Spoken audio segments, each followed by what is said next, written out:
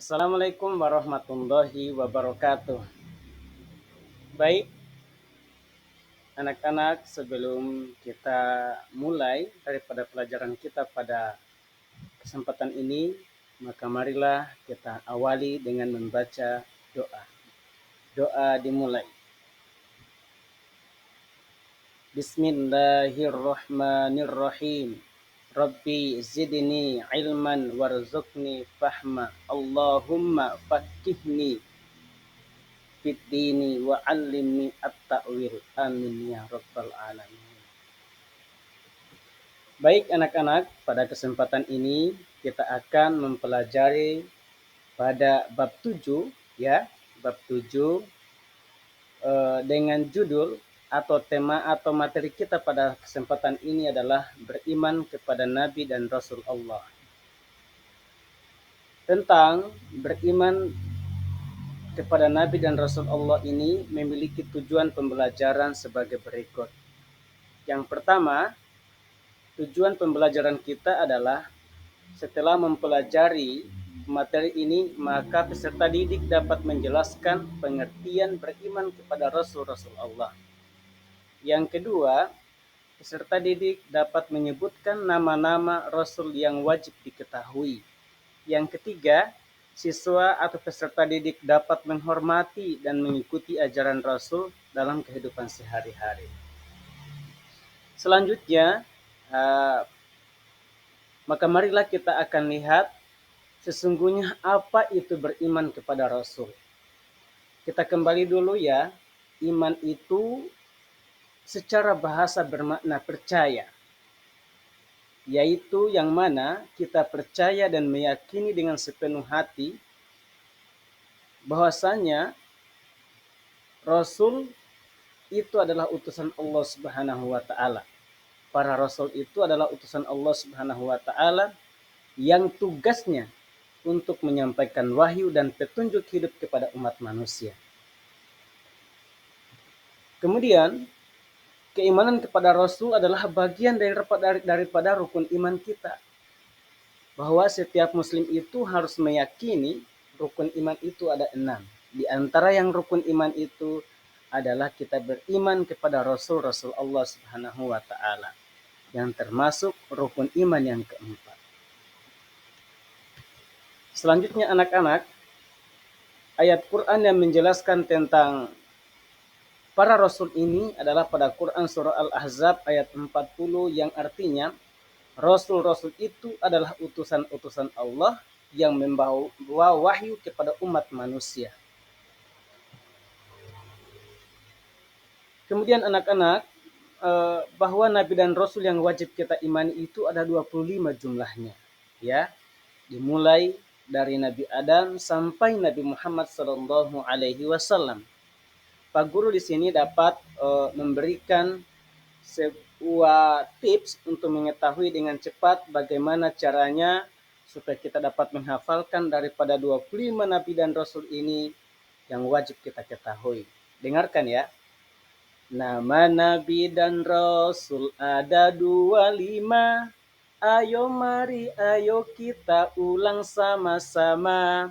Adam, Idris, Nuh, Hud, Saleh, Ibrahim, Lut, Ismail, Ishak, Yakub, Yusuf, Ayub, Syuaib, Musa, Harun, Zulkifli, Daud, Sulaiman, Ilyas, Ilyasa, Yunus, Zakaria, Yahya, Isa, Muhammad akhirul anbiya, Muhammad al-Mustafa.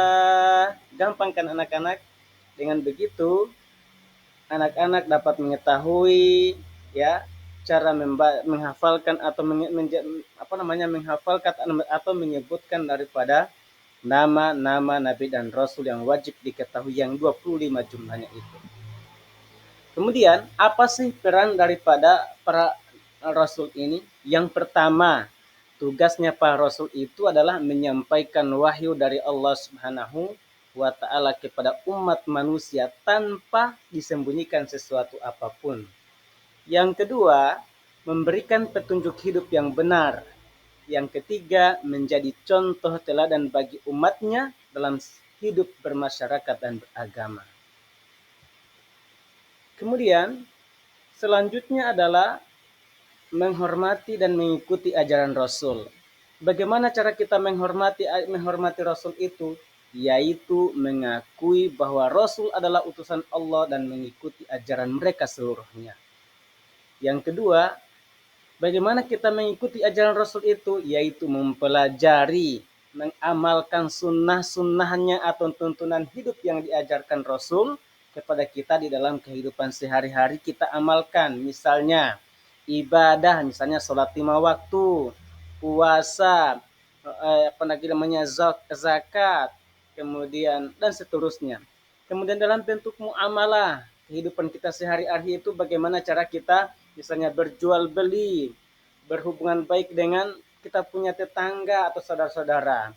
Maka itu semua harus kita melihat daripada tuntunan Rasulullah Shallallahu Alaihi Wasallam. Dan yang terakhir, kita bagaimana caranya berakhlak seperti ajaran Nabi Shallallahu Alaihi Wasallam atau ajaran para Rasul yang lainnya. Selanjutnya, di sini juga dijelaskan tentang kisah-kisah Rasul yang menginspirasi. Sebut saja misalnya Nabi Muhammad. Nabi Muhammad itu menghadapi banyak sekali tantangan dalam menyebarkan wahyu, menyebarkan ajarannya. Namun beliau tetap sabar dan tegar di dalam menghadapi segala cobaan itu. Kita juga di dalam kehidupan sehari-hari anak-anak kita harus mencontoh ini. Kita harus senantiasa sabar dalam belajar, tegar dalam belajar, menghadapi segala tugas-tugas yang diberikan oleh guru itu.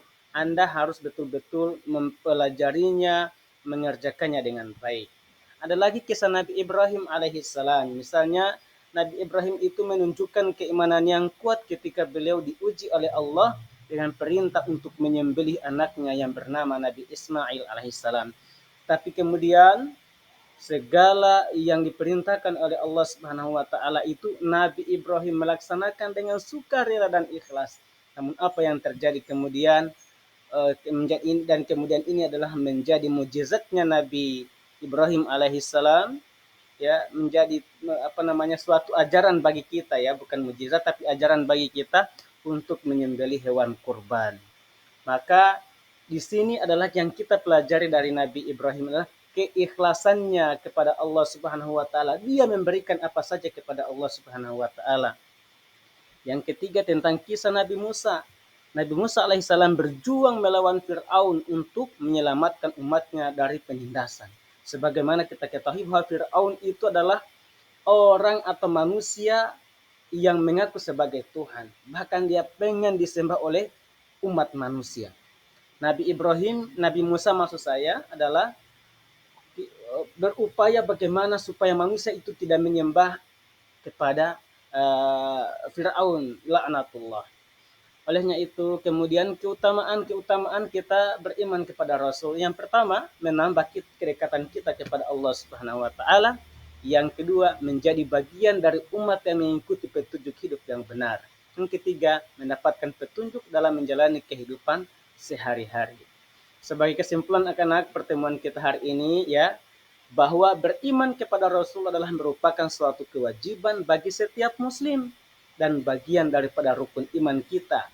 Yang kedua, kita harus mengenal dan menghormati serta mengikuti ajaran Rasul sebagai teladan hidup kita menjalani kehidupan sehari-hari. Terima kasih. Ya, ada Pak Guru lupa. Ada sesi tanya jawab sebelum kita akhir pertemuan ini. Pak Guru akan bertanya kepada kalian, siapa saja nama-nama Rasul yang wajib diketahui? Ayo sebutkan. Yang kedua, sebutkan 3 tugas Rasul dalam kehidupan umat manusia, ya. Itu saja pertemuan kita hari ini, ya. Itu kemudian tugasnya ini coba dicari di rumah, dikerjakan, cari sumber-sumber belajar supaya bisa kalian jawab. Ya, terima kasih pertemuan kita hari ini. Sampai bertemu lagi di pertemuan selanjutnya. Kita akhiri dengan ucapan Alhamdulillahi Rabbil Alamin. Subhanakallahumma wa bihamdik. Asyhadu an la ilaha illa anta astaghfiruka wa atubu ilaik. Assalamualaikum warahmatullahi wabarakatuh.